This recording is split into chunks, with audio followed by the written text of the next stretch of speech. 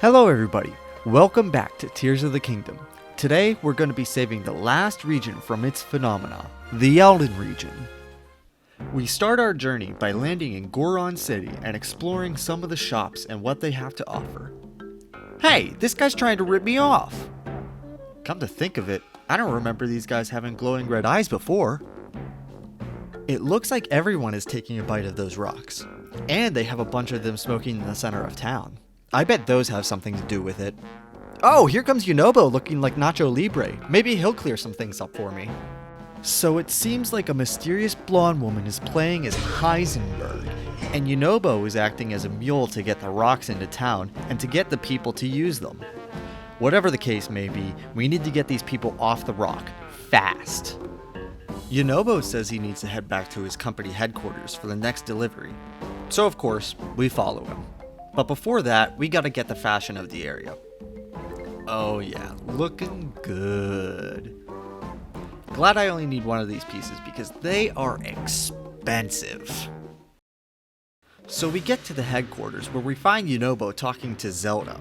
She then whispers into his ear that she'll be his Discord kitten, and then he goes all apeshit. Guess we gotta knock some sense into him. My god. I did a ton of damage there. Hit ya. Bonk you on the head.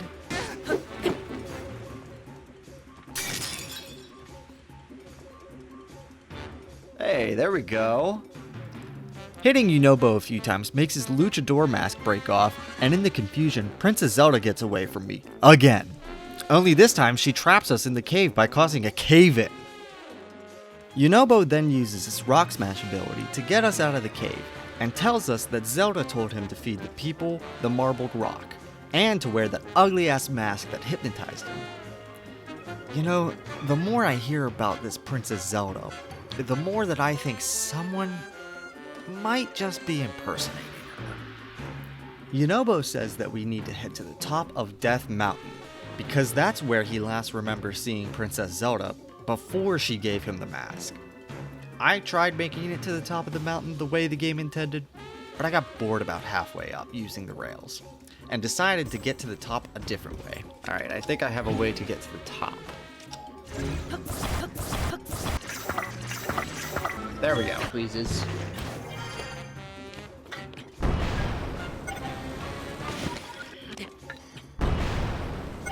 Just, yeah. There we go. Now we're at the top of the mountain. How did you... Oh. Link, over there. We reach the peak and see Princess Zelda approaching the hole in Death Mountain just before a giant three-headed rock monster comes from the mountain's center. Great. So using a creation of my own design, definitely not something that was just sitting right next to me. No. I used Yunobo's body as a weapon of mass destruction to destroy the Moragia. Hey there! If you like this video so far, please consider giving a like and subscribing to the channel. If you do, leave a comment of what you liked and I'll get back to you as soon as I read it. Thanks for watching to this point. Now back to the video. So after defeating the monster, Yunobo just decides to jump down into the volcano hole all by himself. You know, I kinda wonder what would happen if I just left him down there. We jump down after him and make our way towards the fire temple in the distance, trying our best to avoid the lava as we approach. We make our way into the temple and find that the gate is locked, and we have to go through the temple in order to unlock the 5 locks. Like ascending the mountain, riding the minecarts on the rails was fun at first, but as I got closer to the end, I used the rockets that I found in one of the temple rooms to just shoot myself to the top. In my opinion, it's more fun that way anyway. After opening the gate, we encounter this creature called a marbled Goma.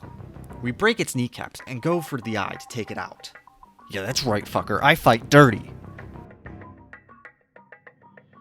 So after defeating it, we get to see the same cutscene that we see every time we beat a boss.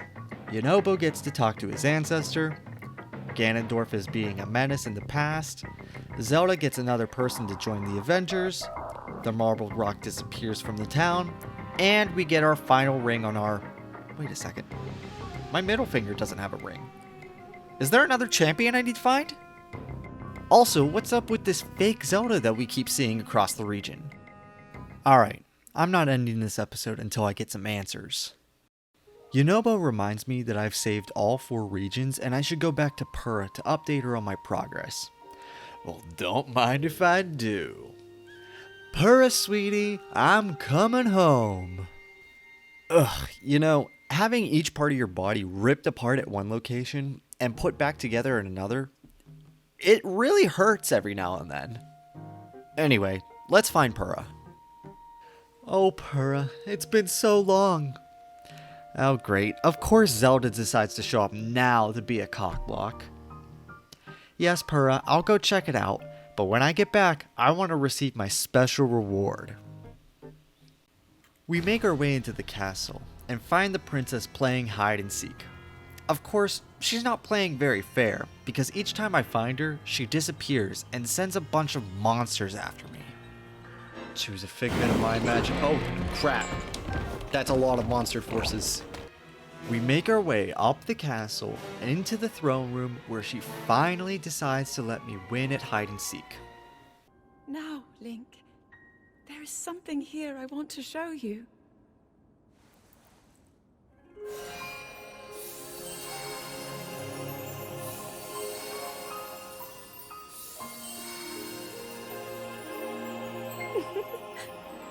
Zelda, I think I may have had too many magic mushrooms, because the room just changed.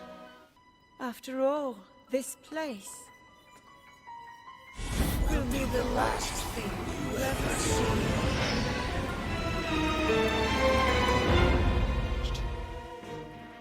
Alright, now I know I've had too many mushrooms. Some weird zombie thing is floating above you, Zelda.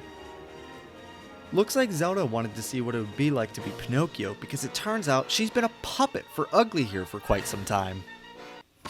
Alright, real talk for a second. If Ganondorf wants to rule the world or whatever, and people have been listening to him as he controls the Zelda puppet, why would he ever reveal that to Link? Ganondorf could have ruled as Zelda until he was at full power, and then attacked. Or he could have used the Zelda puppet to lower Link's guard over time and then stab him in the back. Zelda revealed all of her cards in the past to Ganondorf. Link is the only one who can stop him, and if Link is out of the picture, then that's it for Hyrule. Ganondorf wins. So again, I ask, why reveal the truth to Link? He might have been a little sus of the Zelda puppet due to all the stories across the region and the teleporting, but revealing the truth shows his hand completely. Anyway, Ganondorf has gotten a little cocky since our last encounter and decides to lure me into this trap. He also must have trained in the hyperbolic time chamber, because now he knows how to make shadow clones of himself that are just as strong as the original. After a few attempts, I managed to beat him. He tries the attack he threw at the start of the game, but I now have the power of friendship. The other champions show up in just the nick of time to help save me, and because Ganondorf can do simple math, he decides to be a problem for another time. We regroup back at the lookout and tell Pura that she missed out on all the fun again. She then notices a lack of a ring on my finger, and instead of trying to make a move on me like I thought she would since Zelda is still missing, she tells me to find any evidence of the final sage in the region. I wonder where that might be. Well, we'll have to save that for next time. Thanks so much for watching, and leave a comment on what your favorite part of the video was. I'll see you guys next time. Goodbye!